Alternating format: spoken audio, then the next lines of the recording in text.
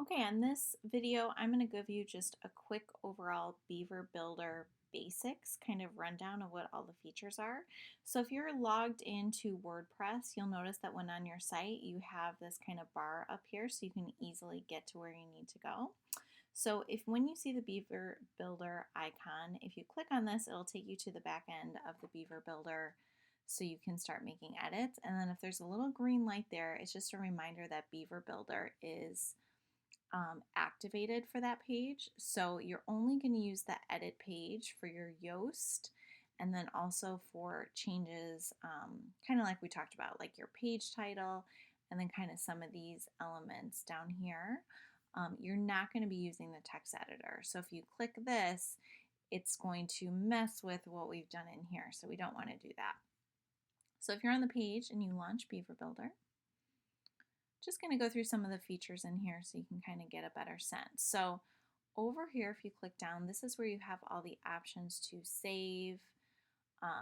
You're not really going to mess with too many of these other things. So the only thing you're going to mess with here is saving a template, and that makes it really easy to duplicate pages.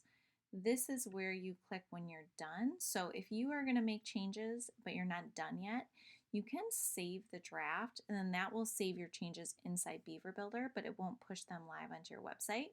And then when you're ready to put them live into the world, you're going to hit publish. Or you can, of course, discard your changes. That doesn't discard this page, it just discards any of the changes you made while you were in here. So that is that.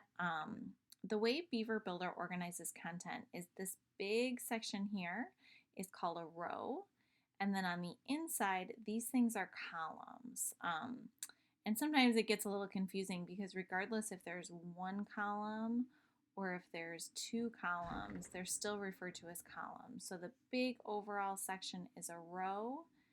Um, and when you're moving content around, a lot of times you can have a choice. Like you can move it within this row different places or change it to this column, or you can move it in this row, or you can make a new row. And the rows kind of determine the background colors and what's happening behind that content and how it's organized, whether it's a wide width or it's a fixed, not the full screen. So that kind of determines those sort of things. So columns are on the inside and then rows kind of determine the big sections. So when we go to the plus sign here, that's how we're going to add content. So modules are all the little things inside of here. Okay, so they're the text. This is an icon. And really the best way to kind of get familiar with these things is just kind of to play. So even if you wanted to add a new page to your website, if you don't include that page on your menu, it's pretty unlikely that someone's ever going to find it if it's not listed on the menu. So make a new page and just play, and that's probably the easiest way to get a feeling for what all these things do. I'll point out some of the ones you're going to use most often. Heading, so that's anywhere we see this kind of, more decorative fonts. Photos you're going to use. Buttons, these are all these calls to action here. Text editor, that's just anywhere you see text. And then you can do gallery, you can do a slider, icons, we've used those a little bit. Call to action, that's anywhere where you see like a heading, an image, and then a link underneath it. And everything when you click on, like let's just pretend I'm going to add this call of action here. It really kind of talks you through like what's your heading, what's the text, and then as you click over, you can style these things. What does your button look like? So it kind of talks you through, and as you do these things, they're immediately going to pop up. So as you're working on them, you can kind of see what they're starting to look like. And that helps you kind of decide what you want things to, as far as like the colors and the design. Another thing you're going to use over here is rows. So this is going to help determine the layout. And again, if you put one of these things here, you can put it in this row or just start a new row. And then you can easily, move things from one place to another. So it's just up to you how you decide you want to do it.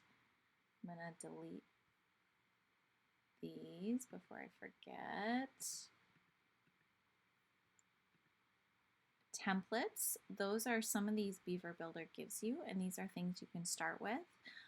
You can replace what's on here, or you can append, and then it will just add these different sections onto what you already have. Here's some more that Beaver Builder provides you, and then saved ones are the ones that we've saved. So these are a lot of the pages in your site. So you can duplicate kind of, if you like this style on one site, you can kind of start there and make changes to it. Saved, you can also save specific parts of these things. So I've saved a couple like your list opt-in. So again, probably an easy way to do this is just to kind of practice and see what happens. But you'll see it should, I don't know where it went. Where'd it go? It'll pop up and it's ready for you to make changes. So I'll show you something else on there. This was a section I saved, so you can kind of play around, and I think my internet is being a little slow. So that was that 3 section, you know, and then that's just there for you to make changes to. So really with Beaver Builder, I think the best way to get a feel for it is just to start playing with it and trying it. Hopefully that kind of explained the differences between all these things. Again, whenever we're done, we click done, and then we're going to hit save if we want these edits to stay in here, or if we're happy with how it looks, we click publish. I'm actually just going to discard because I don't want any of these changes I made to stick around since your site is already done. So that is Beaver Builder. Again, best way to kind of get in there is just to play around. That's it.